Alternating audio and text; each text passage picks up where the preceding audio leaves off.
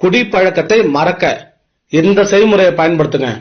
அளவுக்கு அதிகமா குடிக்கிறாங்க, குடிப்பழக்கத்தை மறக்க மாட்டாங்க, குடிப்பழக்கத்தை நிப்பாட்ட மாட்டாங்க அப்படின்னு சொல்றவங்க இந்த செய்முறைய தொடர்ந்து ஒரு வாரம் மட்டும் காலையில நைட்டு ரெகுலரா நீங்க கொடுக்கும் போது குடிப்பழக்கத்தை அடியோட நிப்பாட்டுவாங்க. குடிக்கிற எண்ணமே உங்களுக்கு வராது. குடிப்பழக்கத்தை முழுமையா நிறுத்திடுவாங்க. செய்முறையை சொல்ற, கரெக்டா கவனிங்க. நாட்டு கொத்தமல்லி வேரோட எடுத்துட்டு அந்த வேரை மட்டும் நீக்கிடுங்க. தண்டை குட்டி குட்டியா கட் பண்ணிட்டு அதோட இலைகளை குட்டி குட்டியா கட் பண்ணிட்டு நல்ல தண்ணியில போட்டு நல்லா அலசி எடுத்துருங்க.